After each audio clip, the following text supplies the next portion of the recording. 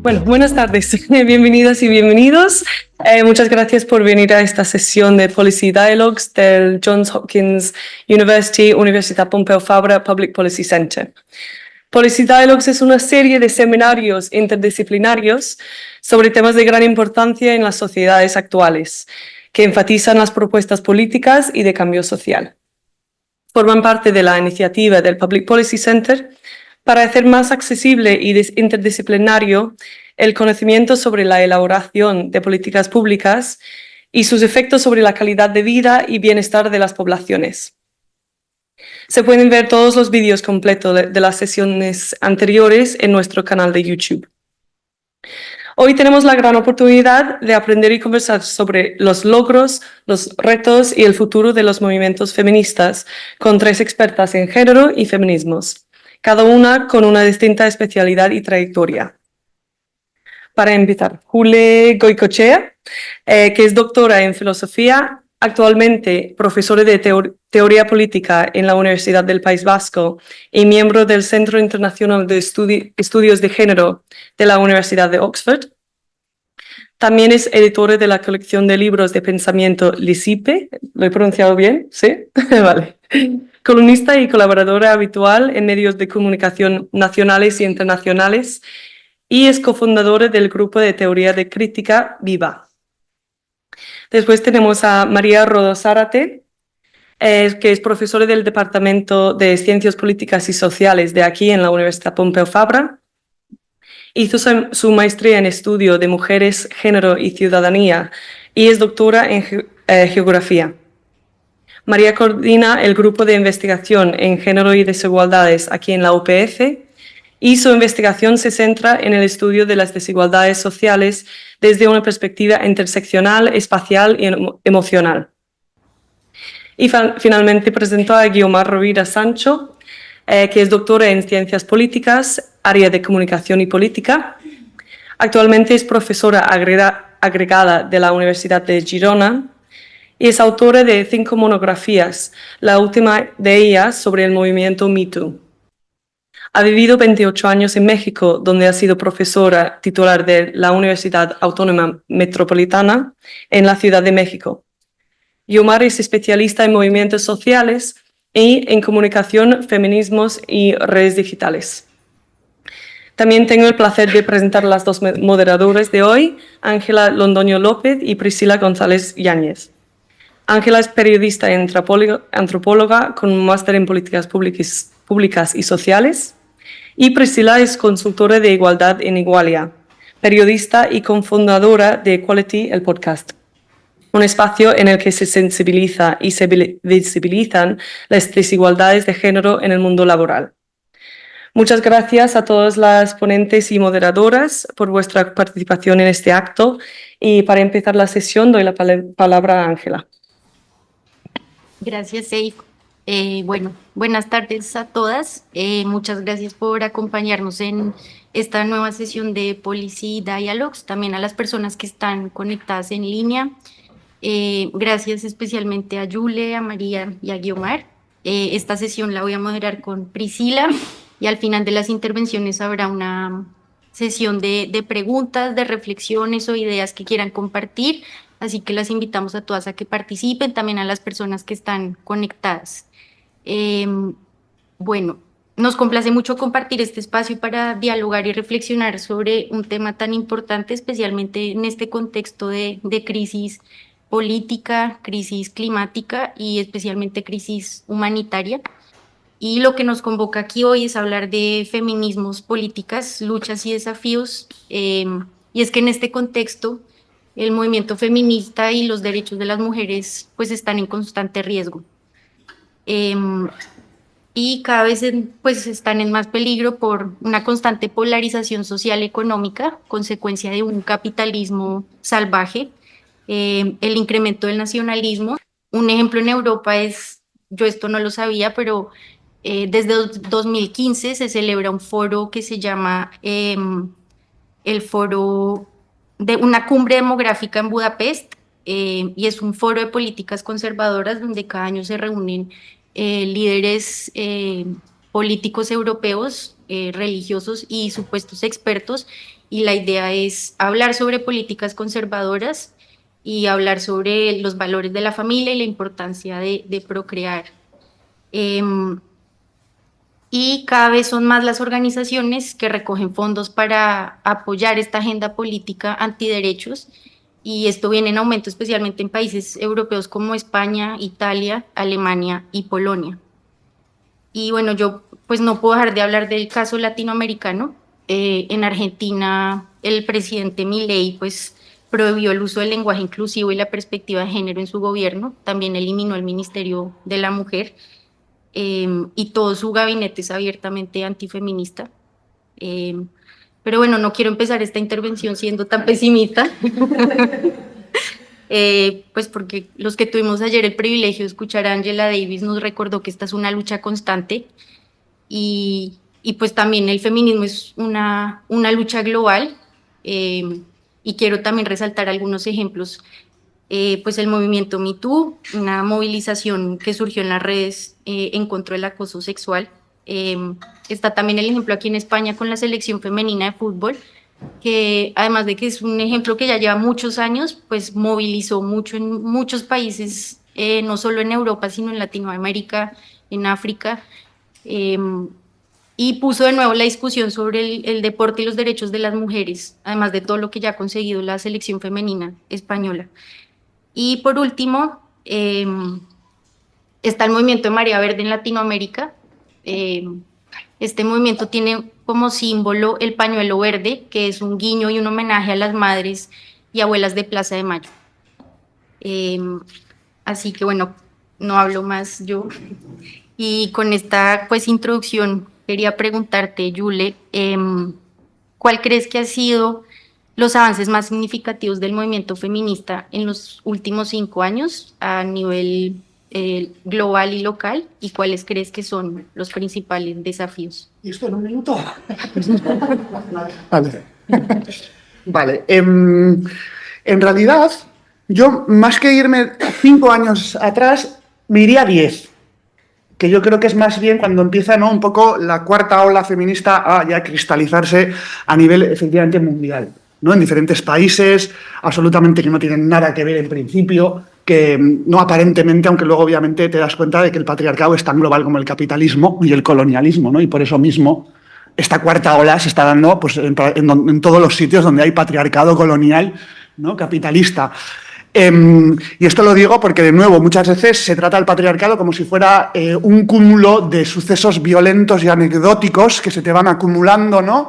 Y al cual no se le ponen explicaciones sistémicas, ¿no? Es decir, no se llega a entender como sistema, ¿no? Y entonces eso hace que muchas veces no podamos ni siquiera teorizar sobre el patriarcado global, ¿no? Y, por supuesto, sobre el patriarcado de nuestros territorios. De nuevo, porque no se le da ni siquiera un estatus, ¿no?, de sistema de dominación sistemático, ¿no?, sino que volvemos a reducir a cosas que también decía Angela, ¿no?, como si el feminismo fuera solo sobre género, o como si el patriarcado fuera simplemente en contra de determinadas violencias directas, ¿no?, y no en contra de todas las estructuras que producen subalternidades y sujetos subalternos.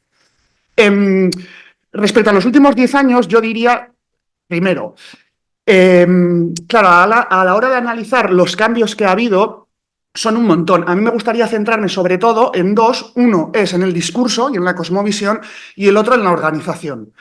En lo que respecta al discurso y la cosmovisión, creo que en la cuarta ola se ha dado un gran paso en socializar y corporalizar nosotras lo que ya en la tercera ola se puso encima de la mesa a nivel teórico.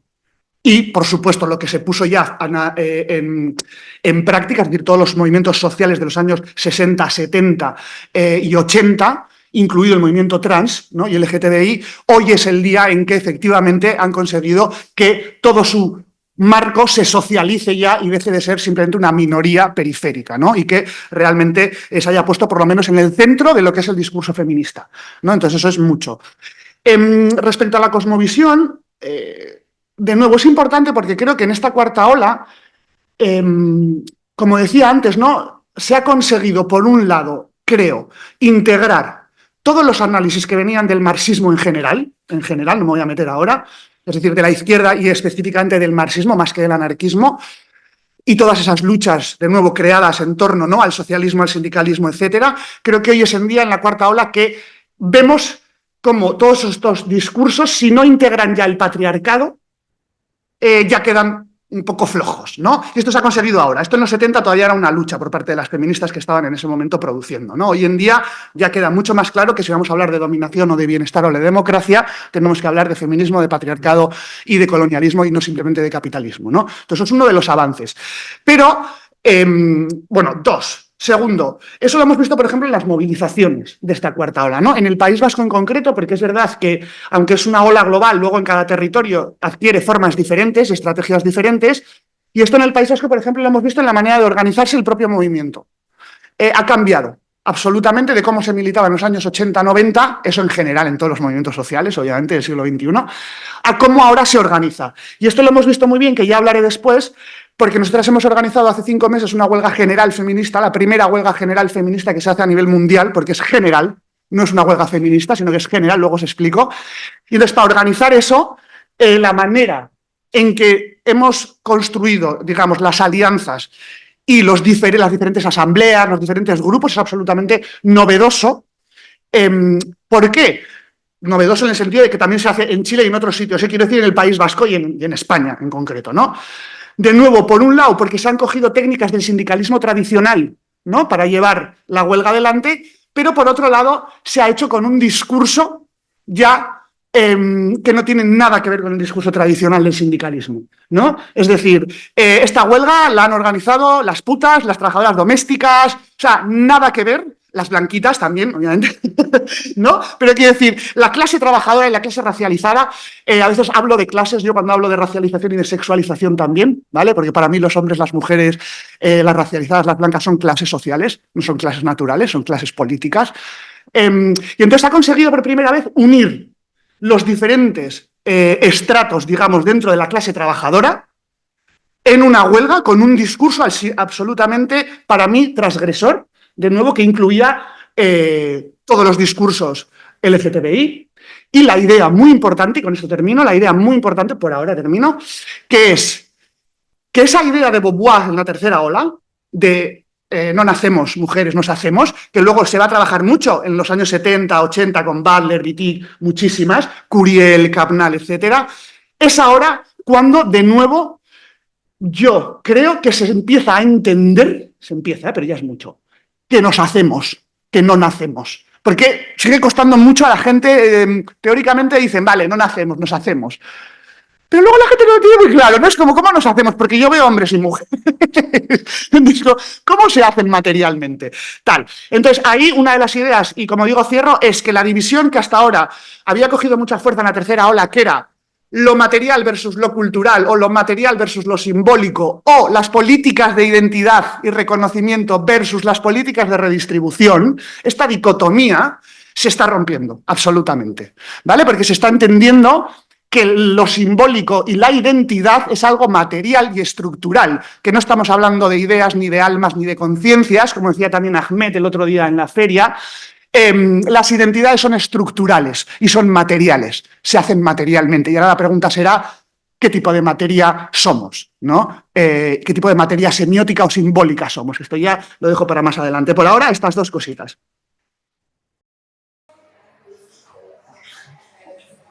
Muy interesante lo que planteas y creo, Yune, que conecta muy bien con lo que te queremos preguntar a ti ahora, Yomar, porque, bueno, tú has escrito varias reflexiones muy interesantes, pero una de las últimas es sobre el movimiento Me Too y la hora de las multitudes conectadas feministas.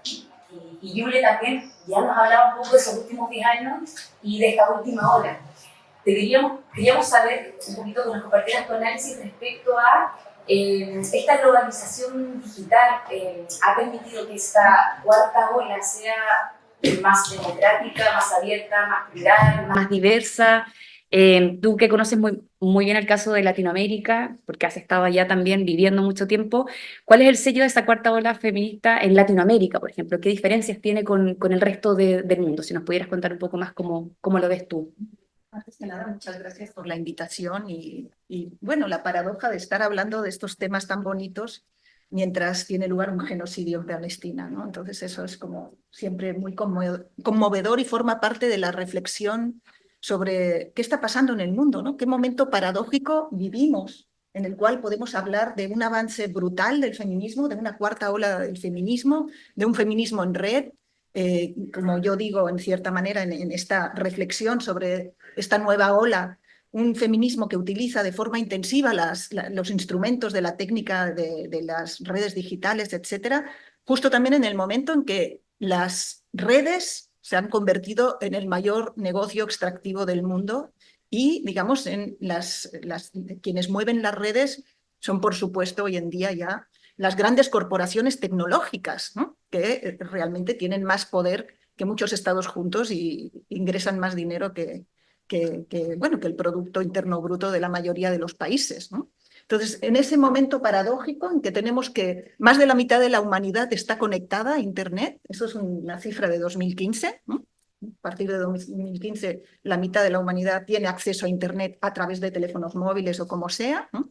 Con todos los sesgos y todas las brechas de género que se puedan imaginar, de clase, de raza, por continente, que son brutales o lo que quieran, pero ahí vemos en ese momento también cómo se desarrollan una serie de conversaciones inesperadas, unos espacios de apropiación digamos, de la palabra por parte de muchas mujeres que en otras circunstancias no habían tenido la oportunidad de encontrarse o de generar esos espacios de horizontalidad, y aparece una nueva potencia muy, muy tremenda de mujeres no previamente politizadas. Yo digo, también tiene mucho que ver con una ola generacional, mujeres muy jóvenes también, pero no solo, también las viejas estamos ahí, que de repente se politizan y construyen un feminismo de libre apropiación, digamos un feminismo peer-to-peer, ¿no?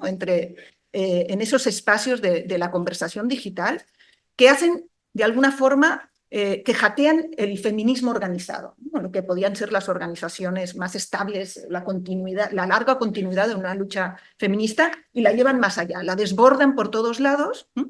Y a la vez pues también se produce una feministización de la acción colectiva. Yo hablo de feministización, no de un devenir, no de una feminización, en el sentido que no es que haya más mujeres, siempre ha habido montones de mujeres luchando en las luchas, pero se produce una sensibilidad feminista que tiene que ver también con estas nuevas formas de organizarse que suponen el uso y también intensivo de las redes sociales y de las redes, o sea, del hecho mismo de que la comunicación ya no es nada más digamos, un vehículo para dar a conocer los argumentos, sino es la estructura organizativa de la posibilidad de la acción colectiva. Y en esa horizontalización, o digamos vocación horizontal, en cierta manera, y redistribución de voces que permite la tecnología digital, también se produce esta feministización de la acción colectiva emancipatoria. O sea, en todos lados hay un cuestionamiento de las figuras de autoridad, de los liderazgos mesiánicos, del falogocentrismo, o sea, de la palabra siempre del líder, ¿no? Y de repente nos empieza a hacer ruido el lugar del líder, el lugar del macho, el lugar del tal,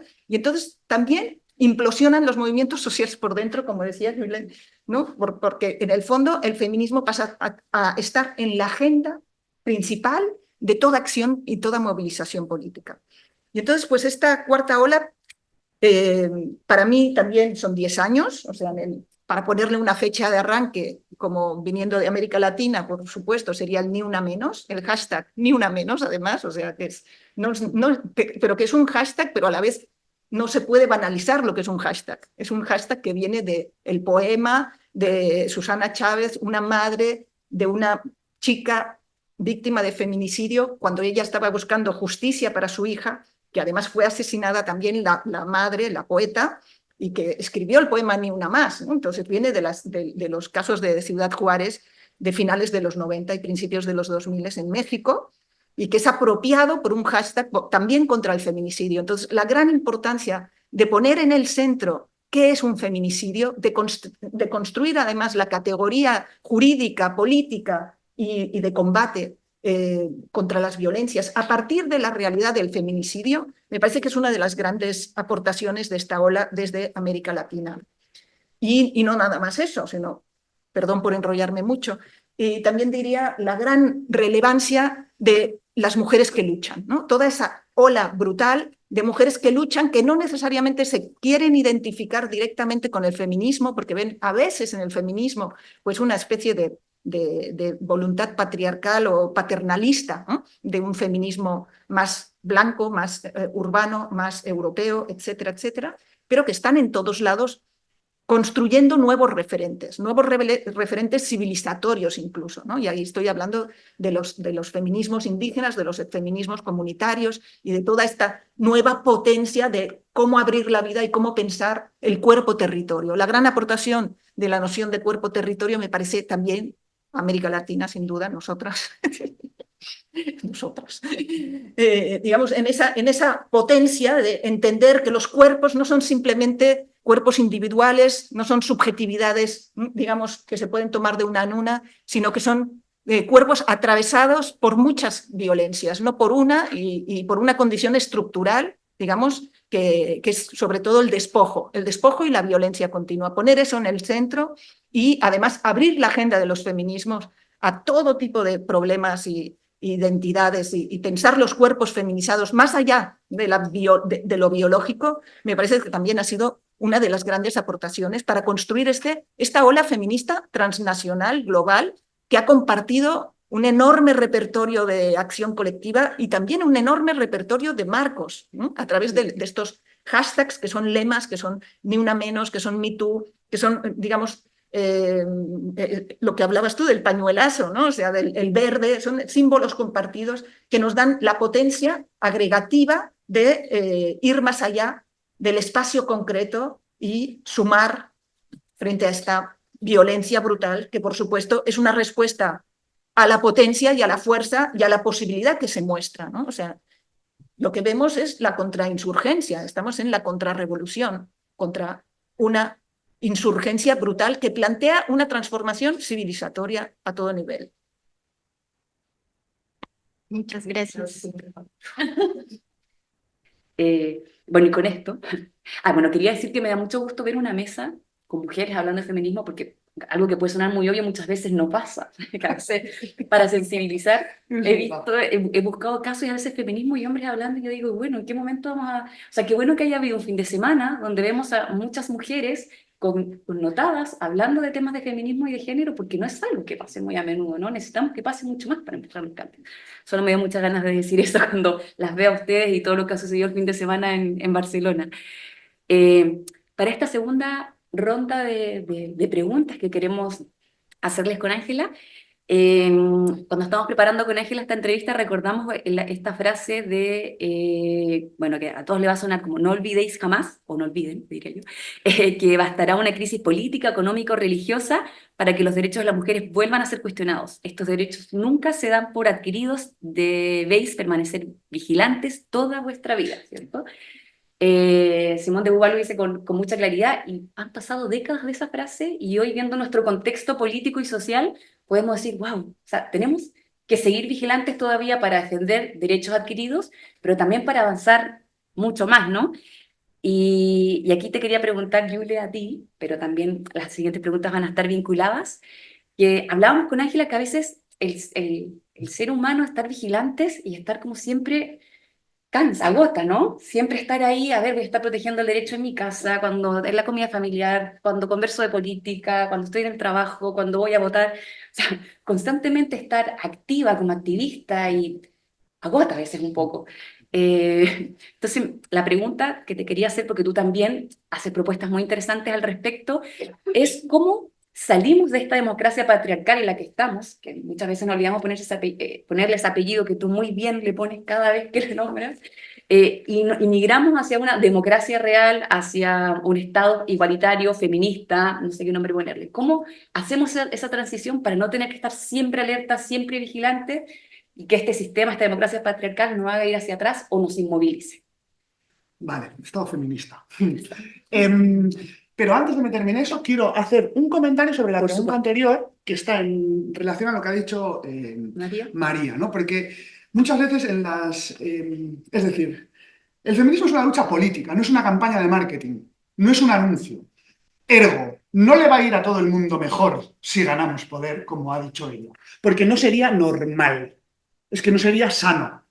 Quiero decir políticamente, pero las luchas políticas, de nuevo, tienen que tener enemigos, tienen que tener resistencias, y esos enemigos y esas resistencias tienen toda su lógica, porque estamos hablando de poder. Vamos a robar y quitar el poder. Por tanto, claro que se tienen que enfadar. Y de hecho están enfadados, y por eso estamos haciendo bien las cosas. Es decir, si no hubiera una reacción patriarcal a toda esta ola, es que no estamos haciendo bien las cosas. Entonces, el nivel de enfado que hay, de nuevo, es muy importante que no nos olvidemos que es porque estamos haciendo cosas, estamos quitándoles el poder. Cada una sabrá lo que significa eso en su casa, en su territorio, en su universidad o en su sitio de trabajo, ¿no? Es decir, pero vamos quitando poder y esto duele y esto tiene que doler. Porque si no, volvemos a estos discursos un poco cristianos, lo digo en sentido general, de todo el mundo es hijo de Dios. No. No, entre otras cosas porque está muerto, pero quiero decir, que cuidado con esto. Entonces, respecto al tema de cómo ir avanzando hacia un Estado feminista, lo solemos llamar, a ver, muchas veces ponemos el tema del Estado feminista porque si no queda todo un poco pueblo feminista, democracia feminista, es un poco, necesitamos estructuras estatales para que los cambios que conseguimos se mantengan en el espacio y en el tiempo. Lo que no queremos son estados liberales, neoliberales, patriarcales, coloniales, que es lo que tenemos ahora. Ni queremos todo el imaginario estatal que tenemos hoy en día de espacio privado, espacio público, todo el tipo de juridicidad que hay. Es decir, eso es lo que no queremos. Pero eso no significa que no vayamos a hablar de Estado feminista. Porque, de nuevo, cualquier cambio que conseguimos, como bien has dicho, como bien dijo Beauvoir, si tú no lo institucionalizas, no aguanta en el espacio y en el tiempo. Se pierde. Y ese es uno de los problemas de la subalternidad en general, que no tenemos, y los que son todavía más subalternas, no tienen estructuras. Entonces, cuando hablamos de Estado, estamos hablando de estructuración, ¿no? Porque, de nuevo, como tú muy bien has dicho, el patriarcado colonial capitalista está en todos los lados. Entonces, para hacerle frente a eso, hay que tener una visión general, sistémica, que decía un poco, orgánica, en donde, de nuevo, ¿no? Cuando se habla de políticas públicas, por ejemplo, muchas veces no se tiene, ¿no? Porque tú haces una política pública, por ejemplo, sobre conciliación y resulta que esa política pública está haciendo que las mujeres salgan del mercado, coticen menos y al final tengan la mitad de pensión. O sea, estás, digamos, excluyendo, ¿no? Porque no te estás dando cuenta que el patriarcado se reposiciona con cada política que vayas a meter, ¿no? Porque tenemos enemigos. Por eso mismo se reposiciona todo el rato, enemigos muy potentes y con muchas armas. Entonces, respecto a un Estado feminista. Estamos empezando a hacer las propuestas los últimos años. El próximo libro, el año que viene, tengo intención de sacar ya uno que se llame Estado feminista, para un poco, ¿no? Que la gente sepa, vale, aquí está el libro, porque ahora tenemos un poco esparcido todo. En democracia patriarcal hay unas cosas, vale, nos lo tengo todo un poco disperso. Pero en general, cuando hablamos de Estado feminista, por un lado, en democracia patriarcal lo que planteábamos era cuatro medidas muy fáciles no, pero que pueden empezar a ponerse o implementarse a partir de mañana. Uno de los puntos era, hay que construir nuevos espacios, porque es mediante esos espacios que se construyen sujetos, subalternos, sujetos periféricos, ¿no? Sujetos centrales, etcétera, ¿no? Nuevo concepto de urbanización, es decir. Y entonces planteábamos que en este Estado feminista, ¿no? El primer nivel de gobierno comunitario serían los barrios, que es donde más mujeres hay. Porque cuanto más alto vas al poder, menos mujeres hay, menos racializadas, etcétera, ¿no? Entonces, que los barrios fueran vinculantes, fuera el primer nivel de gobierno comunitario, ¿no? Y que a partir de ellas fuéramos subiendo. Es decir, luego la ciudad o el pueblo, la mancomunidad, el territorio federal y el estatal. Porque la propuesta del Estado feminista es federal. Es federal, no estoy hablando de una España federal, estoy hablando que allá donde lo hagáis, por ejemplo, imaginaos, el País Vasco. ¿Vale? Federal, ¿no? ¿Por qué? Porque, claro, el federalismo como ideología lo que tiene es que descentraliza el poder territorialmente y, por tanto, socialmente, ¿vale? Eso es muy importante. Entonces, me estoy refiriendo sobre todo a la ideología federal, a implementarla cuando hacemos cosas feministas, ¿no? Sobre todo y tenemos estructuración, de nuevo, mediante procesos constituyentes feministas tendría que hacerse esto, por supuesto, ¿no? Y constituciones feministas, obviamente, ¿no? Para, como digo, ¿no? Que los barrios tengan poder constituyente, que tengan financiación, etcétera, etcétera. Entonces, empezar de bottom-up, que se dice, ¿no? Vamos a empezar desde abajo, pero siempre teniendo una estructura, que es la que llamamos Estado, que se encarga de financiar todo eso, porque como sabemos tenemos ricos, pobres, comunidades y barrios pobres, otros ricos. Entonces tú tienes que tener una plataforma estatal que llamamos ahora en donde asegure, ¿no?, toda una serie de recursos desde abajo, ¿no?, que sería el barrio. ¿Por qué digo el barrio? Porque en este caso nos tenemos que organizar contra el capitalismo del siglo XXI allí donde se da la vida. Es decir, se acabó eso de organizarse simplemente en el sitio de trabajo. ¿Vale? Porque esto en un capitalismo industrial, muy bien, pues pones ahí las industrias, el sindicalismo clásico y todo lo que quieras, pero en un tipo de capitalismo de servicios digital financiarizado, donde no tienes ni siquiera un centro de trabajo, porque lo mismo estás como rider, lo mismo estás en casa, lo mismo... claro, la oposición al sistema se tiene que hacer allí donde se da la vida. Entonces hay que imaginar y recoger, porque tenemos que recoger de otras comunidades y de la historia cómo se han organizado, ¿no? Ahora estoy pensando en la comunidad gitana, por ejemplo, ¿no? Cómo se han organizado siempre al margen y de nuevo de maneras muy, para nosotros, imaginativas para hacer frente a estos poderes, ¿no? Entonces, como digo, hay que cambiar, es decir, hay que entender que tiene que ser la organización descentralizada, porque estamos en un capitalismo descentralizado y de servicios. Esto implica cambiar el tipo de sindicalismo, que esto luego lo explicaré si nos da tiempo con el tema de la huelga feminista. Y todo esto lo digo porque la creación de un Estado feminista es todo un proceso, es decir, es un proceso de despatriarcalización, de desmercantilización y de desfamiliarización. Son procesos. No, esto no es un plan de, mira, el Estado feminista es así, así, así. No, empezamos así y en el proceso vamos viendo. Porque cuando empiezas procesos políticos vas creando nuevas subalternidades. Entonces no estamos en el siglo XIX, en esas utopías modernas de, mira, si hacemos ABC vamos a llegar a un sitio maravilloso. No estamos ahí. De hecho, nadie se lo creía, ¿vale? Esto no funciona así. Esto ya sabemos que el conflicto perpetuo es una de las bases para la democracia, para el bienestar. Por tanto, no va a llegar nunca a un sitio donde no sea paradisíaco, todo el mundo haga lo que quiere, no, y no queremos eso, sino que va a ser un proceso constante de despatriarcalización, de desmercantilización, que va a ir llevando a nuevas medidas, ¿no? En este proceso nosotras ahora sí que planteamos, por ejemplo, hacer parlamentos solo de mujeres, es decir, una especie de proceso consociacional, como tienen las kurdas, ¿no? Que tienen, si tienes ejército de hombres, tienes ejército de mujeres, si tienes, ¿no? O sea, que todos los sitios de poder sean hombres, mujeres, es más, incluyendo otros ejes, ¿no? Ya sea el lenguaje, por supuesto, ya sea el LGTBI, ya sea la edad, la racialización, diferentes ejes, siempre y cuando todo sea gobernable, que ahí es donde se da la discusión, que ejes vamos a, ¿no?, poner en primer plano. Y entonces, de nuevo, ¿no?, y ahí lo que planteamos en esta propuesta del Estado feminista es que para conseguir esto, en todas las organizaciones, empezando desde casa, colegios, sitios de trabajo, partidos, sindicatos y movimientos sociales, las mujeres tienen que reunirse internamente en todos los organismos mixtos, para que me entendáis, y conseguir el derecho a veto en ciertos temas. Esto es muy importante. Esto en casa ya entiendo que si sois una mujer o dos, si sois dos, por ejemplo, pues es la de, vale, sobre este tema tú y yo vamos a tener la última decisión, ¿vale? Lo mismo en partidos ya se empieza a hacer con muchas dificultades, ¿vale?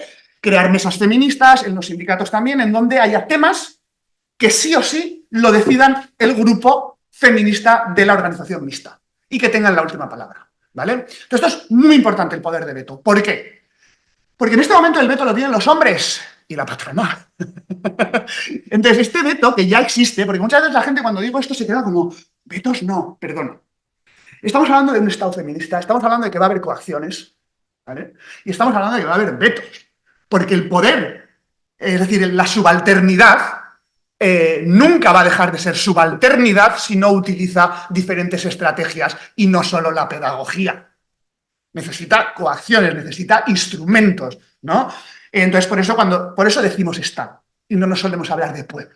Porque si no parece que va a ser todo mediante el diálogo y la pedagogía. No. Digamos, estructuras, claro, porque la igualdad no brota. Es que la igualdad hay que crearla. Exacto. Esto lo veis muy fácil cuando decimos, por ejemplo, si queremos igualdad no le vas a preguntar a los ricos, ¿me das un poquito de tu dinero? No. Vas a hacer una ley y vas a obligar y les vas a quitar y les vas a imponer impuestos y les vas a... Esto es lo que quiero decir con Estado. Por eso estamos hablando de Estado feminista y no de, ¿vale?, pedagogías feministas, que por supuesto tienen que estar, pero que no es suficiente para que los cambios, se sostengan en el espacio y el tiempo, ¿no? Y entonces ahora ya, para ir terminando esto, tenemos más propuestas. Por ejemplo, el cuidado tiene que ser obligatorio y rotatorio, ¿vale? Obligatorio y rotatorio en todos los sitios, desde las escuelas, tal. Ahí hacemos un análisis de qué significa cuidado, porque el cuidado, en realidad, es todo lo que hacen las mujeres sin cobrar. Da igual lo que hagan, el cuidado no es una cosa en concreto. Digo porque también vienen corrientes ahora queriendo esencializar el tema del cuidado, la feminidad. No, perdona, el cuidado es un concepto histórico que nace hace un siglo y pico y que se refiere a todo lo que hacemos de gratis las mujeres, ¿vale? Pero cuando hacemos comida en casa es cuidado, ¿no? Trabajo doméstico, cuidado, entra en eso. Cuando hacemos comida en un restaurante es hostelería. Ya, pues hacemos lo mismo, es lo mismo. Entonces, claro, lo que cambia son las relaciones de producción, que en la familia son patriarcales, ¿vale? Y fuera son mercantilistas o capitalistas, ¿no? Entonces, bueno, también hace falta una reflexión sobre el cuidado, que eso es lo que se está dando en la cuarta ola, por ejemplo, comparado con la tercera, que ya empezaron en su momento, pero ahora es donde se está cogiendo el tema en serio, porque nos estamos dando cuenta que el cuidado es todo el trabajo que hacen las mujeres de gratis. Y el 85% de todo el trabajo no remunerado del mundo lo hacen las mujeres. El 85%. ¿Y lo hacen dónde? En el esto familiar. Entonces, la familia es otro de los temas claves, también ya en la cuarta ola, que empezó en la tercera. En este momento, la familia heteronuclear es un dispositivo de crear ejércitos de heterosexuales. Y cuando digo heterosexuales, no me estoy refiriendo a vuestra orientación sexual. Porque esto es otra de las cosas que en la cuarta ola empieza ya a socializarse. La heterosexualidad no es una pulsión, es un régimen político, totalitario, de hecho, que no te deja vivir si no te identificas con alguna de las categorías hombre o mujer. Da igual con quién te acuestes. La heterosexualidad no es una pulsión. Esto se lo han inventado desde el psicoanálisis, y toda esta gente misógina. Muy interesante, muy interesante. Tienen aportaciones estupendas, pero es un pensamiento patriarcal y misógino. Entonces, de nuevo, la heterosexualidad es un régimen político que produce heterosexuales para que el sistema se pueda reproducir, ¿no? Y esto es otro de los ejes que en la cuarta ola ya se le está dando y que está relacionado con lo que decíamos de las mujeres y los hombres se hacen. Los heterosexuales también. Igual que el racismo se hace, no naces, te hacen. Racista, quiero decir, ¿no? Te hacen mujer, te hacen hombre, te hacen presidente o francesa o española, ¿no? Y lo hacen con mucha violencia en general. Entonces, ¿no? Es ese hacer. Vale, y con esto me callo porque podría seguir con el tema del Estado feminista y no es plan. Va. Interesante, yo creo que vamos cada vez construyendo mejor este Estado feminista, va tomando más forma con cada una de las intervenciones y yo ya quiero vivir en ese Estado feminista. Quiero migrar hacia el Estado rápidamente. Así que si se presentan a alguna elección, iré a donde estén para votar por ustedes. Bueno, y para seguir esa construcción, porque la idea de este bloque es hablar de cómo nos imaginamos ese Estado, ese futuro mejor, ojalá podamos vivirlo nosotras, ¿cierto? Y no tengamos que esperar generaciones y generaciones para poder vivirlo. Te quería preguntar a ti, Guiomar, también que nos des tu mirada respecto a cómo construimos ese Estado integrando las diversidades, los distintos movimientos feministas, los distintos territorios, a las latinas, a las asiáticas, a las europeas, a las diversidades raciales, cómo nos incluimos todos en ese cambio. Claro, mira, yo hablaré un poquito desde una idea distinta a la de Estado. O sea, yo voy a pensar un poquito que, tal como vosotras habéis definido un poquito en los orígenes del Estado, los orígenes del Estado es la consolidación máxima de un régimen patriarcal, ¿no? de una sociedad patriarcal. Y en ese sentido, inevitablemente, lo que vemos es que estos estados y esta soberanía de estos estados se funda en la violencia también, y hoy en día la vemos en esa continuidad brutal. O sea, yo digo, un Estado, Israel. Israel es un Estado, quiero decir, ¿no? Capaz de un genocidio, ¿no? Contra un no Estado palestino en este momento. Quiero decir, me parece importantísimo la posibilidad de tener políticas públicas feministas y de construir otras formas dentro de lo que tenemos. Sin embargo, la idea misma de Estado y cómo está construido hoy en el Estado, evidentemente, pone el énfasis sobre quién es ciudadana, quién es ciudadano. En ese sentido, empezamos con los ciudadanos, en este aspecto individualizante de la persona que se autónoma, que ahora sí que se autogenera casi que sin pasar por el útero materno, ¿no? Como dice, ¿tal? Entonces, ¿de qué manera podemos pensar otra forma de organización social que ponga la vulnerabilidad, la interdependencia, la reproducción de la vida, la conservación, no solo la transformación, sino la conservación del entorno, la relación con lo humano y lo no humano, o sea, digamos, con esa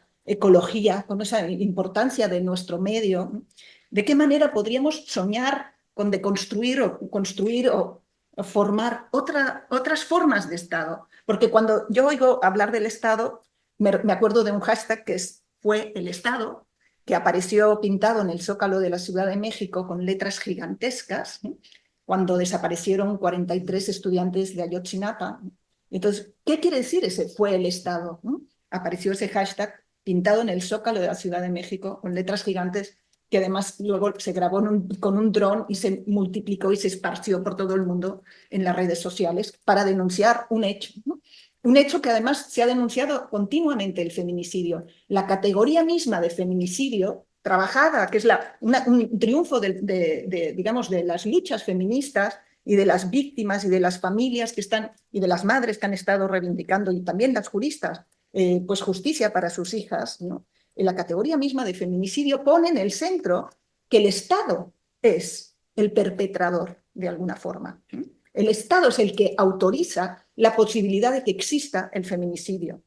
Entonces, digamos, ¿cuál es la responsabilidad ante la impunidad, ante lo que se considera normal? La violencia se considera normal, la violencia machista, la violencia heteropatriarcal está normalizada, está autorizada, es el Estado el que habla por ello. Incluso Judith Butler, cuando habla del lenguaje del odio, o cuando podemos pensar incluso en el Me Too y tal, o sea, ¿quién es el que comete la violencia, el acoso, la violación? O sea, digamos, ¿quién es el que abusa? ¿Es un ser individual que lo podemos extraer como si fuera una manzana podrida? No, es una práctica, digamos, normalizada, autorizada, fomentada, ¿no?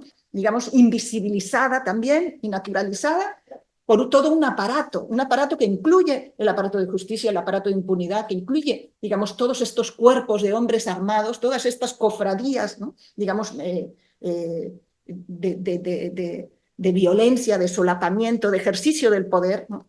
Que conforman esta normalidad violenta, ¿no? Entonces, ¿cómo podemos pensar en un Estado feminista? Yo cuando las escuchaba, que me parece súper importante, ¿no? Solo estoy intentando rizar el rizo con esto, o sea, a pesar de todo me parece importantísimo, y las políticas feministas, por supuesto, y suscribo todo lo que han dicho, pero ¿cómo podemos pensar islas de estados feministas en un planeta doliente, ¿no?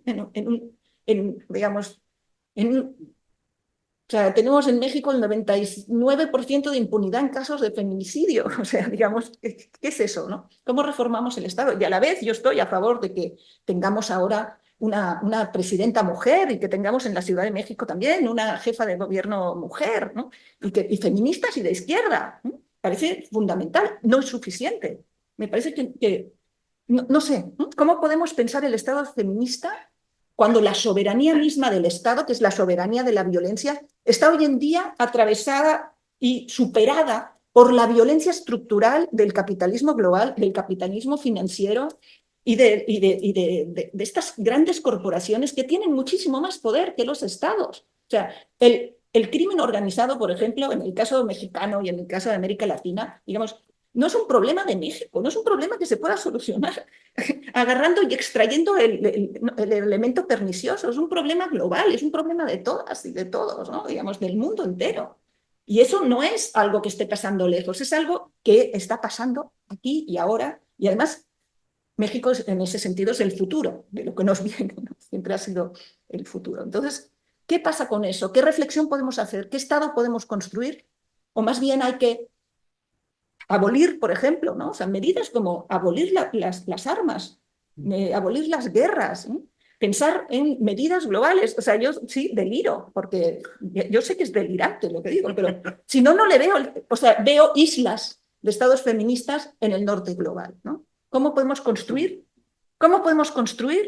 digamos, un mundo más justo donde la gente pueda vivir y sobrevivir y construir ese espacio de cuidado, esa otra forma digamos, de construir comunidad que no sea en esta lógica individualista de la competencia, de la violencia, del heteropatriarcado, ¿no? Y, digamos, y de la muerte, ¿no? que es esta matriz, perdón, occidental, ¿no? Que no la tenemos que tirar toda a la basura, pero que tenemos que cuestionarla, ¿no? Que ignora los espacios de reproducción y la importancia de la vida, del amor, ¿no? Y del cuidado, y pone por encima de todo el poder, ¿no? ¿Qué pasa con el poder, ¿no? ¿De qué manera deconstruimos ese poder? Y por supuesto, estoy totalmente de acuerdo. Para cambiar esto no hay forma de hacerlo Solo con pedagogía. Sí. Con pedagogía, ¿no? O sea, digamos, en ese sentido, pues también cuando o sea, pues No, hay que mostrar que no se puede autorizar ya más la violencia. ¿Cómo lo hacemos? En todos los espacios, en todos los microespacios, en lo privado, en lo político, ¿no? Que es una continuidad, por supuesto, ¿no? Eso diría. Hombre, yo ahí creo, ¿puedo hacer esto? Sí. Yo ahí creo lo que decíamos, ¿no? Que en esta cuarta ola, cuando dices cómo se hace, ¿no? A veces, claro, hacemos preguntas generales y son súper difíciles de contestar y nos da el bajón, ¿no? Porque es como... Pero yo creo que en esta cuarta ola, lo primero que hay que hacer para cambiar las cosas es que la gente identifique, ¿no? Que está siendo, o que es esclava, o que está siendo subalternizada. Y yo creo que se ha dado un grandísimo paso. Sí. O sea, esto, como decía Ángela ayer, creo también que era ayer, ya tengo un lío, en la Pompeu, lo de aging, ¿no? Ella se va haciendo mayor y entonces la edad lo que le da es una paciencia. O sea, todo lo que se hace luego, de una manera o de otra, saldrá. Hay que seguir siempre haciendo, porque podemos todo el rato volver. Pero lo que se hace, eso queda ahí y entonces luego de repente te sale, ¿no? Entonces estamos ahí, estamos en un proceso en este momento en donde millones de personas están identificando cosas, ¿no? Y se están viendo de una manera que hasta ahora no se veía, y eso es súper doloroso también para muchas mujeres, ¿no? Verse metidas en un lío con hijos y maridos, por ejemplo, y descubrir, ¿no? ¿Qué he hecho con mi vida? ¿Qué estoy haciendo? ¿No? Quiero decir, es un proceso muy complicado porque está en juego tu propia identidad, tu propia existencia, tu propio entenderte en el mundo, tu papel. O sea, eso no es fácil cambiar, ¿no? Entonces, por un lado está esa parte más subjetiva, más de no poder encontrarte y poder ir cambiando a medida que andamos la identidad, lo que decían Balder y Spivak, ¿no? Esas identidades estratégicas, ¿no? No esencialistas, sino estratégicas, ¿no? Nos identificamos como mujer, nos identificamos como negras, como tal, para ir en contra de ese sistema racista, ir en contra del sistema patriarcal, etcétera, no para esencializar esas categorías, ¿no? Entonces yo creo que ahí se están dando muchos pasos. Y luego es verdad, dos cositas. Una es la de muchas veces, es verdad que, claro, cuando pensamos en el Estado, pensamos en nuestro Estado liberal, capitalista. Pero el Estado existe desde hace miles de años, ¿eh? O sea, en China es previo. Por eso es verdad, muchas veces lo juntamos, claro, miramos Estado y nos viene el Estado actual, que es horrible. Horriblemente digo, porque es muy eficaz en la violencia, ¿no? Y en esa necropolítica. Pero de nuevo, Estado es simplemente una estructura política, ¿vale? O sea, yo me refería a eso, y tenemos que ser capaces de nosotras meter el contenido en lo que queremos decir con lo político y cómo vamos a llamar a la estructuración política, que podremos llamarle Estado o no, ¿no? Porque ahí hace falta todo como decías tú, ¿no? Toda una reflexión sobre los espacios, es decir, vamos a pensar el espacio de otra manera, el comunitario, el autogestionado, ¿no? El estatal, y vamos a dejarnos de lo del espacio privado y público. O sea, hay que crear muchos conceptos, ¿no? Y ahí, por último, por ejemplo, cuando tú preguntas, ¿no? ¿Cómo cambiamos esto? Pues lo que decía María, en cada territorio la gente va a tener que decidir cómo hacerlo, ¿no? Porque no podemos hacer propuestas universalistas. Pero hay que tener mucho cuidado con esto.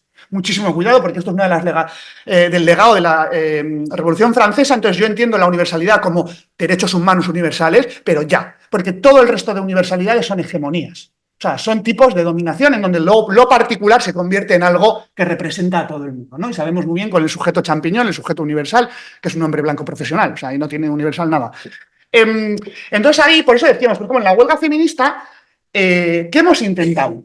Pues lo que nos ha traído a nosotras la huelga feminista general, más allá de que hubiera un parón entero en el sector industrial, porque eso se consiguió parones en ciertos sectores y en otros no, lo que a nosotras nos ha dado es otra manera de entendernos, otra manera de entender el mundo, digo en general, este proceso de preparar la propia huelga, otra manera de vernos identificadas unas en las otras, ¿vale? Una unión que hasta ahora no habíamos tenido entre trabajadoras domésticas, trabajadoras de residencias, trabajadoras sexuales, universitarias, movimientos sociales, gente súper joven de 15 años, ¿vale? Gente hipermayor, históricas que llevan toda la vida. Es decir, el crear esa cosmovisión conjuntamente creo que es uno de los primeros pasos para luego hacer cambios más objetivos, más materiales. Porque tenemos que estar a una, ¿no? Es decir, tenemos que saber crear alianzas, por supuesto, hacer ciertas luchas por separado, no podemos hacer todo a la vez, pero saber cuándo nos tenemos que unir y, sobre todo, compartir esa cosmovisión de qué queremos, qué entendemos por lo político, qué entendemos por bienestar, qué entendemos por amor,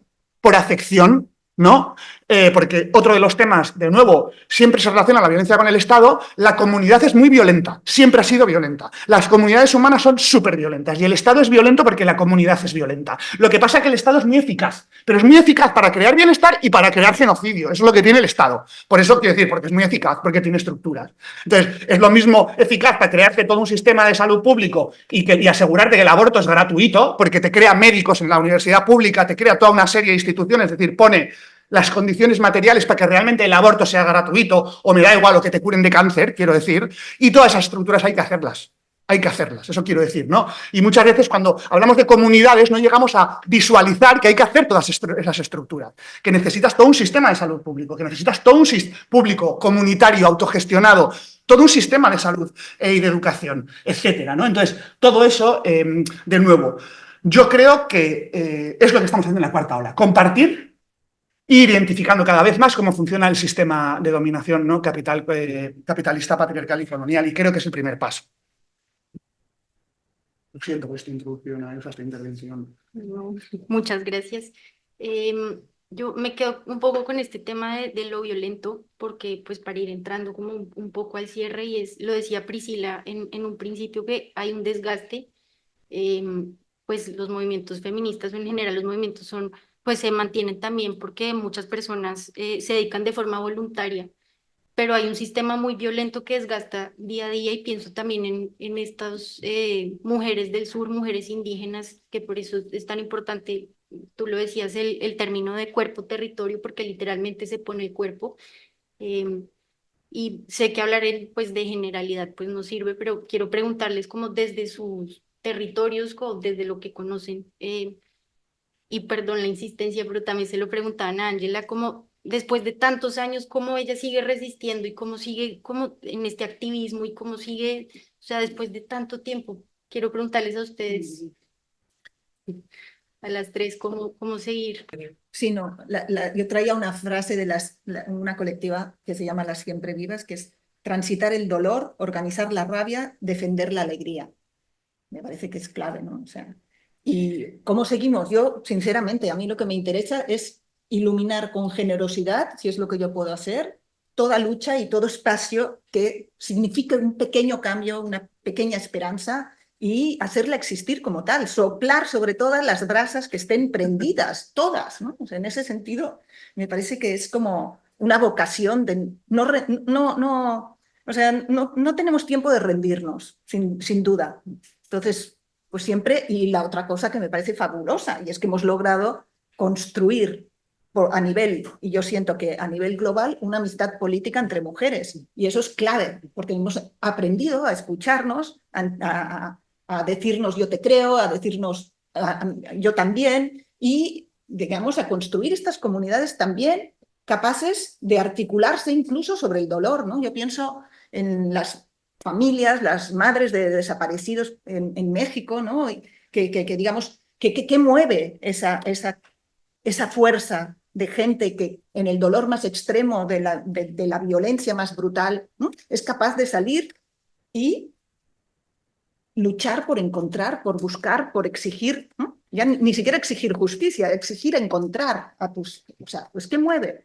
El amor, ¿no? Y además compartir incluso, acuerpar todos los cuerpos ausentes, ¿no? En ese sentido, buscar esos cuerpos sin nombre y nombres sin cuerpo, ¿no? Que también dice Manuela Borciacello, ¿no? Entonces es muy fuerte la fuerza, o sea, ver que la fuerza del amor va más allá del dolor, y que esa es la que nos puede dar la potencia para volver a construir tejido, ¿no? Y para construir otra cosa, digo yo, no sé, ¿no? Y seguirle siempre. La vida es irreductible, o sea, estamos aquí y no podrán con nosotras. Otra cosa que sí me parece muy, muy terrible es que el ritmo de esto que hablábamos y de esta respuesta que me has dado, ¿no? Que tienes toda la razón, el ritmo de nuestra articulación, de nuestro darnos cuenta, de nuestra capacidad de pensarnos y de veras, de cambiar y de transformar lo inmediato y la vida cotidiana y nuestras instituciones y nuestros espacios, es un ritmo biológico, es un ritmo, digamos, lento, es el ritmo de la vida. Y lo siento, no quiero ser catastrofista, odio el discurso del colapso porque me parece lo más patriarcal que hay, pero sin duda tenemos una maquinaria global, brutal, que es el capitalismo financiero, el capitalismo de guerra, el extractivismo, todo eso, que eso es maquínico, no sigue nuestro ritmo. O sea, la fuerza de la destrucción es mucho más terrible, inmediata y tal, devastadora, que nuestra lenta capacidad de construir. Y eso es un problema que tenemos que ser conscientes. Lo que cuesta, no sé si son ustedes madres, algunas por acá, ¿no? Sí. Pues lo que cuesta levantar una hija, un hijo, un hijo, ¿no? O sea, ¿cómo cuesta una vida, ¿no? Como decías, a los 3 meses, levantar. ¿Cómo cuesta construir una vida sagrada? Y no solamente la vida, un árbol, ¿Y de qué fácil es destruirlo? Entonces, ¿cómo nos oponemos a estas dos temporalidades tan brutales? Una temporalidad que parece que nos ha alcanzado brutalmente, que es la de este capitalismo de muerte, que es la de la desposesión y la acumulación cada vez en menos manos de toda la riqueza y toda la posibilidad de sobrevivir en unos pocos, y el abandono brutal al exterminio, que además es productivo, ¿no? O sea, la guerra es productiva, lo que está pasando en Gaza está generando montones de dinero, está haciendo funcionar la máquina. Lo que pasa es que, o sea, cuántas armas, cuántas no sé qué, cuánto dinero tirado ahí, ¿no? ¿Cómo eso no se utiliza, todo ese dinero, para construir vida, para construir posibilidad de que la gente pueda vivir en el lugar donde ha nacido, ¿no? Y no tener que emigrar y no tener que sufrir? O sea, ¿cómo le hacemos, ¿no?, para acabar con el sufrimiento o aprender a gestionarlo de otra manera? Yo no tengo ese bajón que tenéis. A ver, o sea, quiero decir, yo creo que por un lado nos está pasando que en el mundo siempre ha habido violencias, pero ahora con las nuevas tecnologías somos súper conscientes, porque la ves todo el rato. Todo el rato, desde la mañana hasta la noche, todo el tipo de violencias en las redes, en tal. Aparte de que tenemos mayor conciencia también gracias a la ola, ¿no?, de identificar. Pero de nuevo, siempre ha habido violencias, siempre va a haber violencias. Tenemos que asumir que el ser humano es violento, igual que es absolutamente amoroso. Quiero decir, es que, de nuevo, no se trata de monoteísmo, o sea, no es una sola cosa, somos muchas cosas. Con esto hay que vivir, ¿vale? Y se trata de ver cómo vamos canalizando, ¿vale? Somos organismos vivos y la naturaleza no es amor, la naturaleza es amor y es genocidio, y no solo genocidio por parte de Israel. Quiero decir, la naturaleza es cruel en muchos sentidos. Digo porque a veces, ¿no?, vemos que la única crueldad es la nuestra, que la naturaleza es como... No. O sea, la vida es dura. Sea humana o no sea humana, la vida es muy dura. Creo que esto es una de las cosas que tenemos que tener en cuenta, porque si no, no cogemos perspectiva. La otra es lo de la perspectiva histórica que decía Ángela. A ver, muchas estamos mucho mejor que nuestras abuelas. Y hay que saber por qué, ¿vale? Muchas estarán peor, pero hay que saber por qué. Entonces, de nuevo, hemos hecho muchas, o sea, hemos conseguido muchas cosas, y otras cosas vamos a tener que volver a conseguirlas una y otra vez. Creo que el foco... Y creo que parte de la misión de la contrarrevolución fascista, neofascista, de ultraderechas, es quitarnos la alegría. Es intentar que estemos todo el rato de bajón. Es que no consideremos todos nuestros logros como revoluciones. Es que no podamos ver que estamos en una revolución continua. Nos quieren ver tristes, de bajón. Todo el rato. No podemos dejar que consigan eso. Es decir, hay que defender la alegría, como decía Benedetti, ¿no?, incluso en contra de la alegría, con mayúscula. Es decir, hay que defender la alegría, porque sin eso no hay lucha. No hay lucha. Yo entiendo, de nuevo, que es muy difícil mantenerse alegre desde la mañana hasta la noche. No se trata de eso, se trata de una alegría política. Se trata de una alegría política y, como decía también Ángela, la esperanza es una disciplina. Y el amor es una disciplina. No es, de nuevo, una pulsión o un aire que viene y va. Es decir, es una disciplina, es un hábitus, ¿no? Y este hábitus empieza por creer en nosotras mismas y por saber que la historia va cambiando todo el rato. Y por tanto, a veces cambiará, pero otras veces a mejor. Pero que no es ni siquiera una línea así, ni una línea todo el rato. Es muchísimo más compleja y más diversa, como la propia vida.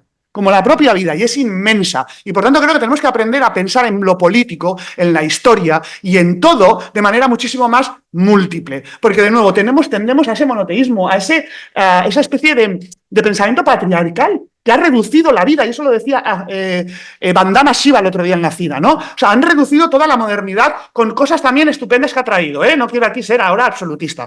Ha reducido la vida a la razón, y la razón al 0 y 1. O sea, la vida es muchísimo más interesante que eso. ¿Estemos los seres humanos o no? Porque esto es otro tema. Si desaparecemos, pues desaparecemos. La vida va a seguir, que a mí es lo que me importa, en realidad. Ya os quedaréis como, pues no, a mí no me importa tanto que el ser humano siga o no siga. A mí me importa que la vida siga y que por lo menos no hayamos destrozado la vida en el planeta. Desaparezcamos nosotras o no. A mí lo que me da esperanza es que la vida va a seguir. Entonces, ahí es como nos posicionamos nosotras, pero de nuevo creo que para la lucha es imprescindible defender la alegría de manera política y como una disciplina, también como la esperanza, igual. No le queríamos dar las gracias a los tres, vamos a abrir el espacio a preguntas, pero todas han reconocido como la esperanza que la deis, pero quería decirle que cada una de ustedes, con sus análisis, con estas reflexiones que han hecho, yo creo que nos dan esperanza a todas nosotras también, a todas quienes están conectados, y ojalá lo vayamos transmitiendo así a otras para no perder la alegría que tú dices, para avivar las brasas que dice Yomar y para legitimar cada una de las distintas luchas que podemos dar, porque hay distintas formas de luchas como tú dices, María. Así que muchas gracias por esa energía y por todas esas reflexiones y todas esas propuestas que hoy día han compartido con nosotras en este encuentro. Gracias a vosotros.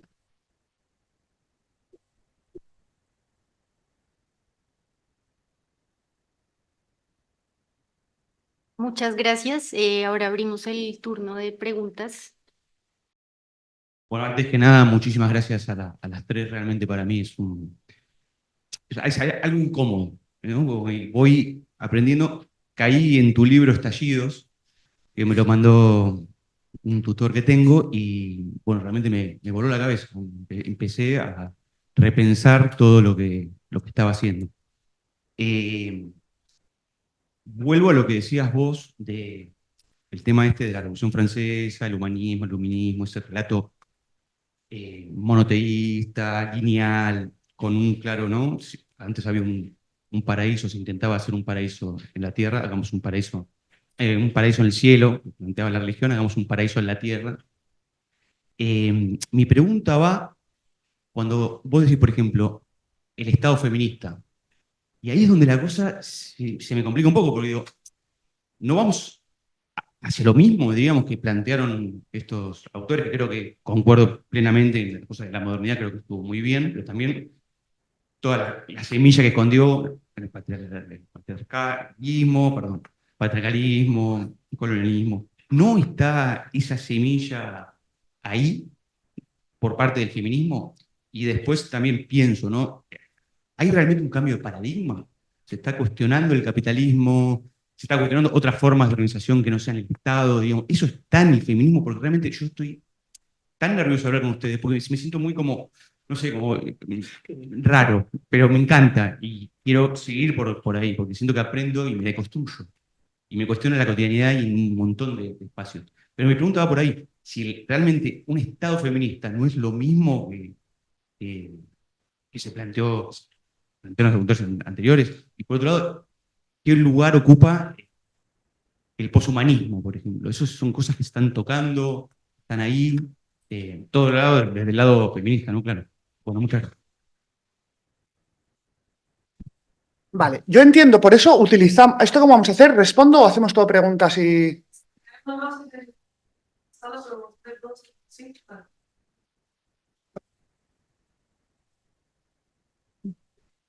Muchas gracias. Sí. Sí. Vale. Muchísimas gracias, también ha sido muy inspirador. Creo que también para mí ha sido una mesa diferente a otras, porque justo con lo último que habéis hablado de un pensamiento más múltiple, de que no sea tan reduccionista, pues ha sido también como una mesa que yo la he encontrado un poco diversa en ese sentido, por las ideas. Y yo quería preguntar, siguiendo también este hilo, sobre los trabajos que hoy en día se consideran productivos o más productivos y están sobre todo masculinizados, pero que al mismo tiempo son esenciales para sostener la vida. A mí me viene a la cabeza, por ejemplo, la agricultura, por ejemplo, pues también nociones de arquitectura, nociones así más manuales, que esto sostiene mucho la vida, pero están ocupadas muchas veces por hombres cis y según vosotras, o sea, ¿qué pensáis que puede hacerse para transmitir unos valores más reproductivos, unos valores más complejos a estas profesiones para también feminizarlos mucho más?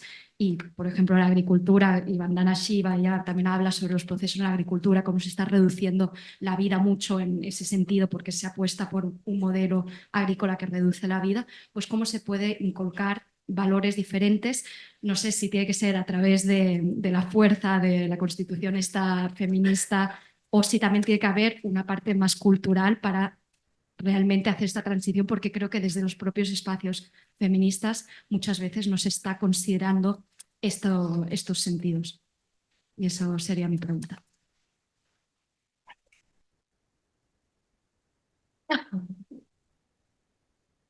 ¿Queréis responder a estas y luego seguimos? Sí. Vale, bueno, con la primera iba... vale, a ver, yo utilizo Estado adrede, precisamente por esto, porque es como, ¿cómo que Estado feminista? ¿No?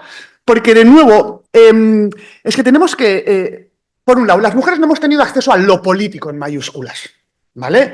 De hecho, hoy sigue pasando. En ciencias políticas la mayoría son mujeres y en sociología, o sea, hombres y en sociología mujeres. En antropología la mayoría mujeres, en filosofía hombres. Quiero decir, entonces, tenemos que empezar a hablar de todos estos, o sea, en estos términos. De nuevo, no porque el objetivo, volvemos, no es la utopía moderna del final es un Estado feminista, no, este es el proceso. Este es el proceso. Yo lo que estoy diciendo es que necesitamos estructuras políticas, a eso le he llamado Estado. Porque si decimos comunidad, tampoco salimos del tema, ¿eh? O sea, con comunidad, otra vez. O sea, tampoco nos abre ningún horizonte. Entonces, yo lo que estoy intentando es cómo estructuramos las comunidades políticas. Estructuramos desde el punto de vista feminista, anticapitalista, colonial. Y esa estructuración es lo que se ha llamado tradicionalmente Estado. ¿Qué pasa? Que lo tenemos ya eso, pues ya parece que solo es el Estado europeo blanco genocida. Entonces es como, bueno, a ver, la estructura... Y tenemos que cogerlo, porque si no, nunca vamos a tener... no tenemos ni siquiera conceptos para poder visualizar y poder ir avanzando. Porque todo nos lleva de nuevo a pedagogía, comunidad, pero todo eso es siempre sin coacción. Está siempre súper feminizado. No como si las mujeres no pudiéramos nunca utilizar la violencia. O sea, todo tiene que ser, no, dulce, pacífico, no. Se ha acabado. O sea, entonces es un poco, yo por eso usamos este término, porque se ha acabado. O sea, vale ya. Quiero decir, de nuevo, y no porque el objetivo y el digamos, la meta es esa. Esto es el proceso. Esto es lo que planteamos, unas estructuraciones feministas para seguir. Porque como no sabemos a dónde queremos llegar, porque en el camino van a surgir otras subalternidades, porque ahora son estas las que tenemos. Tenemos muchas, pero en cuanto empezamos otra vez a crear, nuevas cosas van a surgir, problemas, por lo que decía antes, la vida es complicada. ¿Vale? Y no vamos a llegar nunca a un paraíso. Y no queremos además ese paraíso, porque ¿qué significa ese paraíso? ¿Qué es lo que digo yo? A ver, si el ser humano nace mamífero y tiene que convertir de ese mamífero a un sujeto autónomo, todo eso es un proceso de domesticación, y la domesticación es dominación.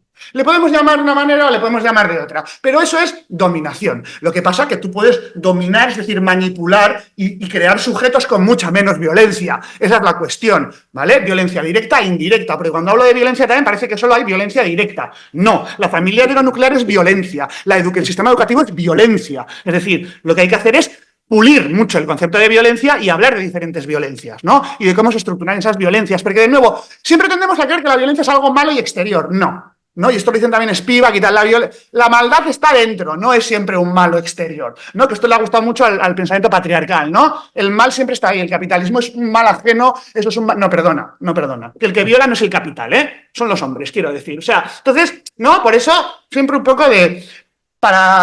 Y luego el tema de, muy de acuerdo, yo, cuando hablamos de posthumanismo, yo soy de la rama de Braidotti, Haraway y estas en concreto, que me parecen... que me parecen que es de donde tenemos que ir para poder visualizar otros futuros, ¿no? Que es lo que decía antes, estas hablan ya de la biología y de la materia de otra manera. Es decir, la biología es política, la política crea biología, que es lo que también he comentado antes, ¿no? Es decir, todas estas nuevas ideas de lo posthumanismo, de la relación entre lo humano y lo no humano, dónde termina lo humano y dónde empieza lo no humano, ¿no? Es decir, todo esto yo creo que es el camino por donde hay que ir, y hay muchísimas cosas interesantes escritas sobre eso. Hay un montón de propuestas maravillosas, hay un montón de encuentros como los de este fin de semana, con un nivel discursivo increíble para poder imaginar los futuros de otra manera. O sea, quiero decir que, de nuevo, estamos en un momento muy complicado, pero analíticamente muchísimo más rico que los años 80, porque en los años 80 sabían perfectamente a dónde iban, ¿vale? Pero no sabían, es decir, a dónde iban, no sabían cómo. Ahora no sabemos a dónde vamos, pero sabemos mucho mejor cómo.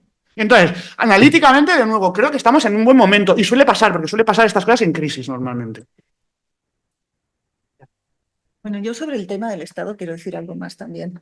Yo estoy muy de acuerdo contigo, ¿no? Con el ruido que te hace el concepto Estado, lo comparto completamente. Para mí es mucho más relevante pensar, por más que me parece importante, por digamos, estar en las instituciones, respeto muchísimo las feministas que intentan cambiar las estructuras en lo que hay hoy en día, pero por supuesto yo coincido en que lo importante es cambiar la sensibilidad colectiva, las formas de vida, lo inmediato, o sea, más gramscianamente, pues cambiar la sociedad civil. O sea, si cambiamos nosotras, cambiará el Estado, digo, en esa esperanza como tal, ¿no? Entonces, el Estado hoy en día es el mandato de masculinidad, es el mandato de violencia, es el mandato de competitividad, es el mandato de hazte un lugar, es un Estado que humilla, que cosifica y que violenta.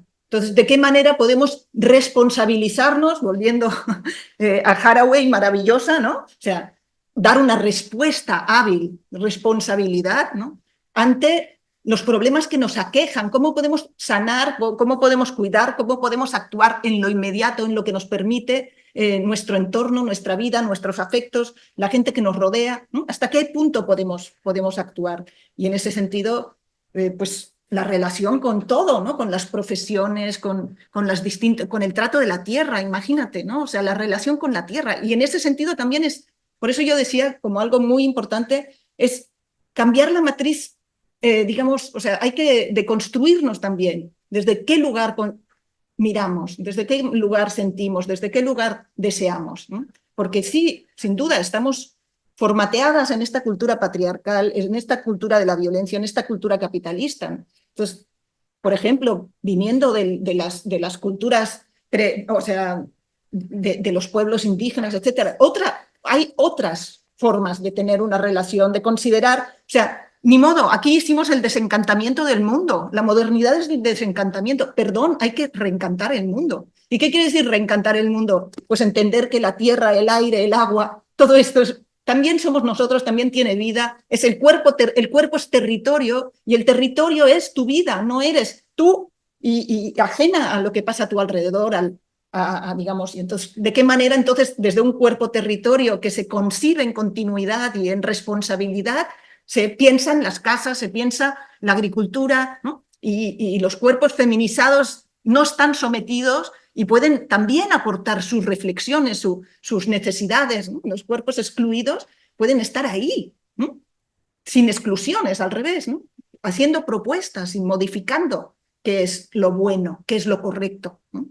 Y yo no estoy por la violencia, yo creo en que el ser humano, a través del amor y de la cultura y de la acogida comunitaria, es capaz digamos, de mucha belleza, por supuesto, ¿no? De mucha belleza. Siempre habrá pues, nuestro pequeño ego que está ahí exigiendo, ¡hey!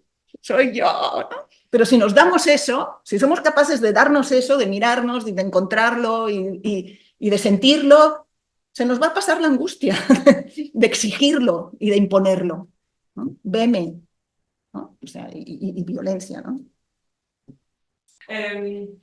No, que yo quería volver a la conversación sobre el activismo, que me parece muy interesante, y esa idea de transformar el dolor. No sé, alguien me preguntó sobre el movimiento por Palestina también últimamente, como me siento súper agobiado y súper mal y no sé qué hacer, y como estoy viendo en Instagram horas y horas de violencia y tal.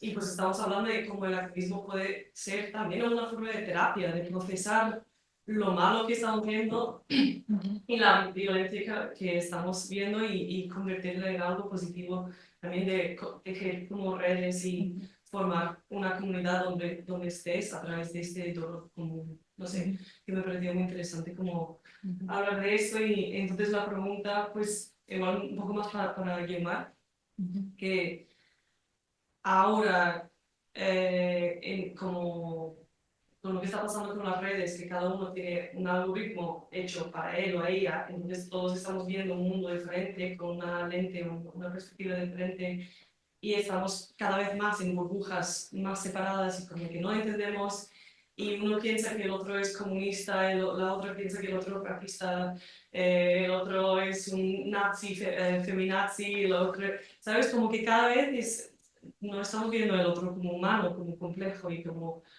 ¿no? Pero sino que tenemos etiquetas que dices una cosa y ya te tengo entendido.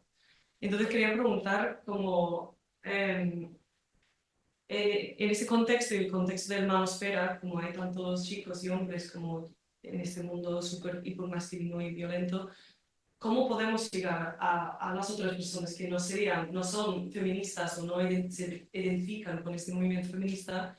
¿Cómo podemos ampliar esto y cómo evitar ese fenómeno de burbujas y separación social y intentar como encontrarnos con personas que no, pues con quien no hablaríamos normalmente? Bueno,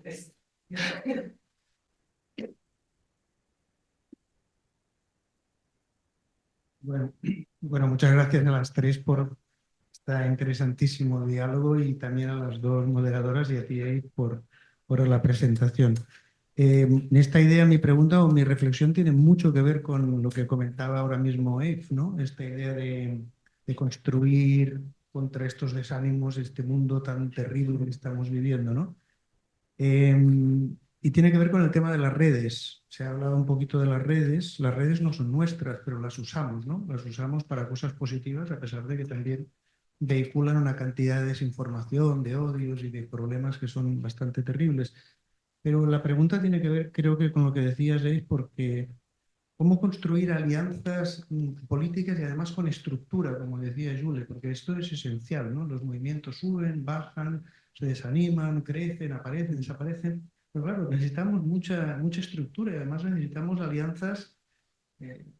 Solo basta ver un poco cómo está la geopolítica, ¿no? Las crisis, la crisis ecosocial, no solo el clima, ¿no? Tantas cosas. Y cómo construir, digamos, alianzas, digamos, intersectoriales, no solo por el movimiento feminista, que es punta de lanza ahora mismo, me parece, entre los movimientos más fuertes y más críticos, sino también movimientos por la paz, movimientos ecológicos, lo que quede de los sindicatos o los nuevos sindicatos, etcétera, ¿no? Me parece que esto es esencial, porque el poder corporativo hoy día es un poco como abrumador, ¿no? En muchos sentidos, no solo los grandes estados que dominan el planeta, sino el gran poder corporativo que se ha ido construyendo a lo largo de décadas y que realmente tiene una potencia global. En cambio, nosotros no tenemos eso, ¿no? No sé, nuestra reflexión sobre esto que liga con lo que comentaba ella.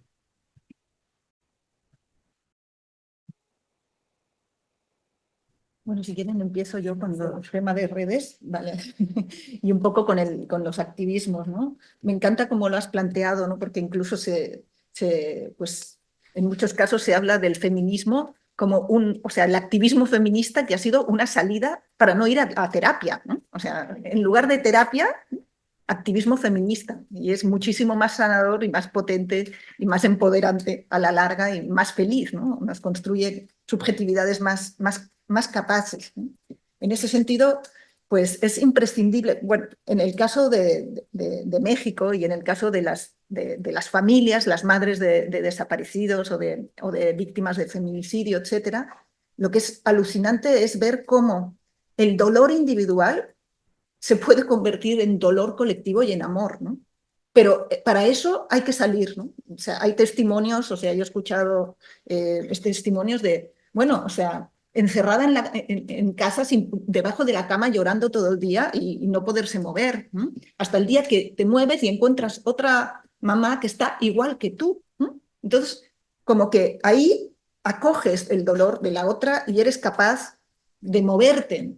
Por ejemplo, yo en México llevo a mis estudiantes a las marchas del 10 de mayo, que es el Día de la Madre, para estas marchas de madres de desaparecidos, que son tremendas.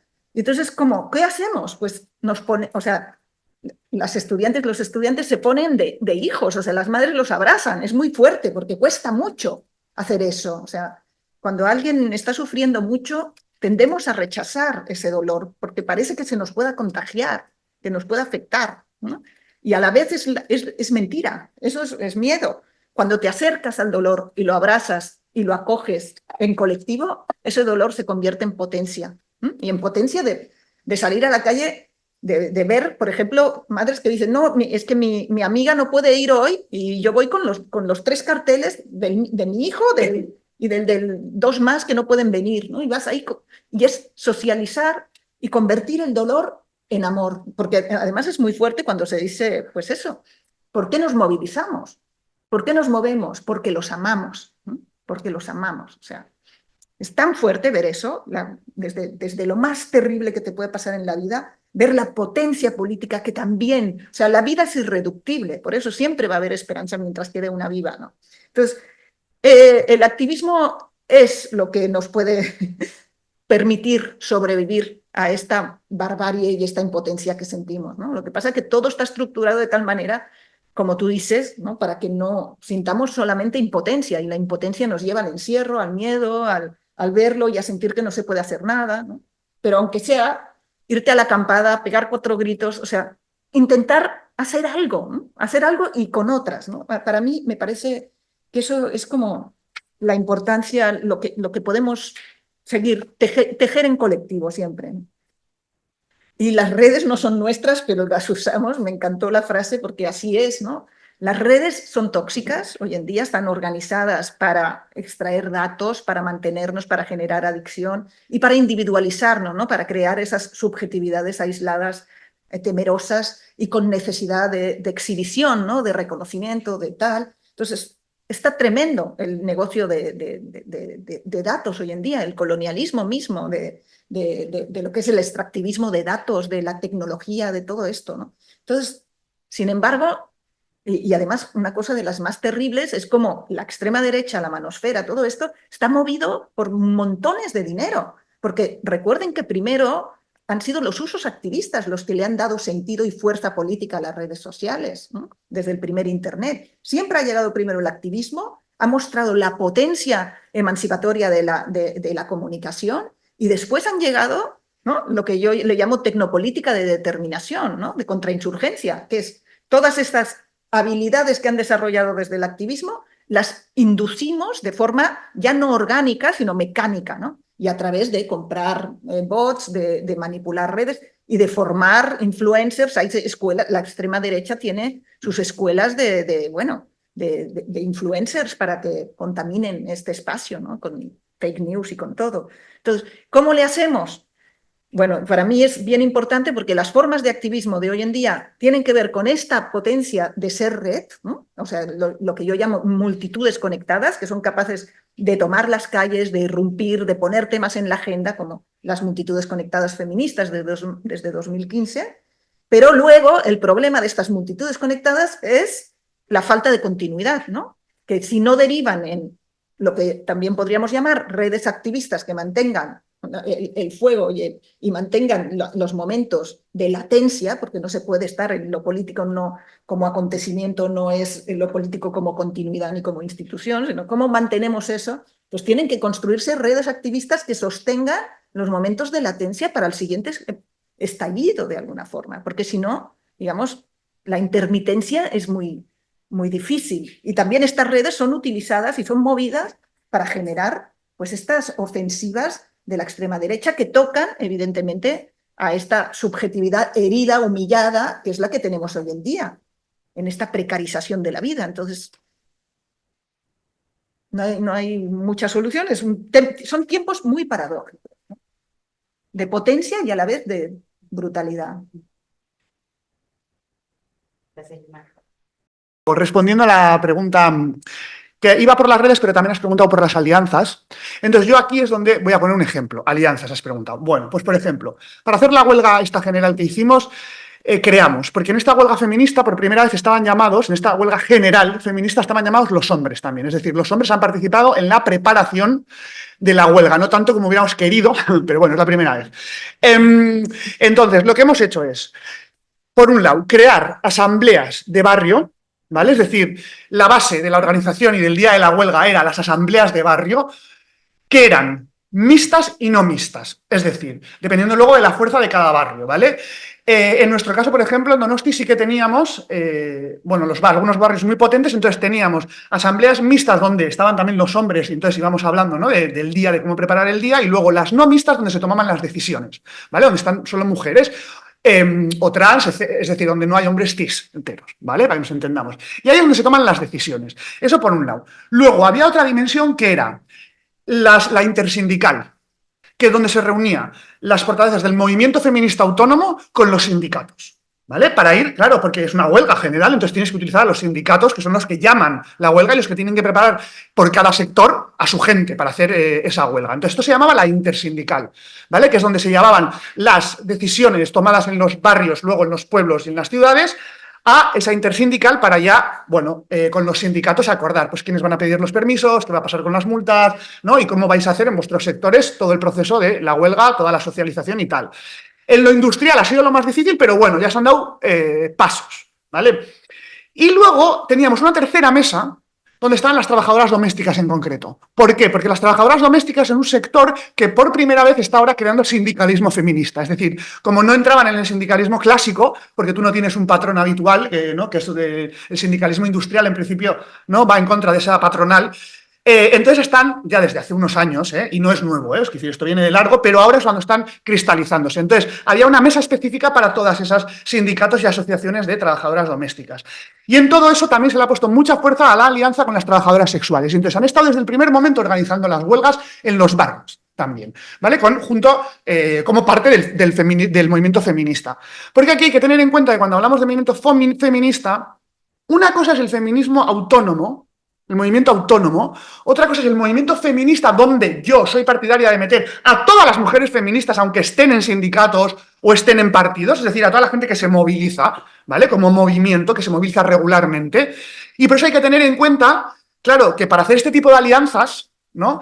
Requieres de una organización autónoma, que no depende de nadie, ni de sindicatos, ni de partidos, ni de nadie. Y que es la que va a liderar todo el rato ese mayor movimiento feminista en donde puede, ¿no? haber gente de situaciones mixtas e incluso en una huelga hombres, ¿no? Entonces, por eso cuando digo de feminismo autónomo es muy importante porque es el que lidera. Es decir, porque si no, y lleva sus ritmos, porque si no te tienes que acomodar a los ritmos de los sindicatos o de los partidos o de otras organizaciones mixtas, ¿no? Entonces, en este caso, el movimiento autónomo no es mixto. Entonces, esto es un poco, por poner un ejemplo concreto, de cómo hemos hecho estas alianzas para llevar luego a cabo ¿no? ese día de huelga general. Y ahí, por ejemplo, se explicitó, ¿no? el papel de los hombres. ¿Qué van a hacer? ¿no? Pues van a hacer las comidas populares de ese día. Van a encargarse, ¿no? de poner sitios de cuidado. Pero, de nuevo, también van a estar en las manes, también pueden estar en los piquetes, siempre en segunda fila o tercera. Es decir, ¿no? toda una manera de actuar en el espacio diferente, ¿no? Que eso también va creando otro tipo de sujetos. O sea, no solo las alianzas van creando un sujeto feminista potente, sino que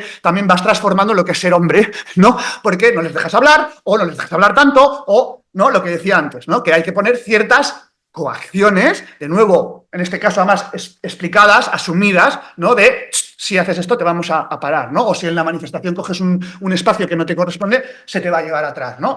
Entonces, bueno, por eso digo que hay que mezclar todo, que no es coacción sí o no, es todo junto, es pedagogía, es socialización, es ¿no? trabajo, es diversificar los discursos, depende cuál sea el público. No puedes hablar igual a las transfeministas de 15 años, ¿vale? Que a las señoras de la Casa de la Mujer ¿no? Igual de 60 que lo que han hecho es ganchillo, ¿vale? Y no vienen de una tradición más militante. Entonces, bueno, eso es un poco lo que hemos hecho en la huelga general feminista. Tenéis información en la red por si os interesa y por si queréis leer, ¿no? exactamente cómo se llevó a cabo esto. Y que sepáis que fue un éxito absoluto y que la próxima será todavía mejor, esperemos.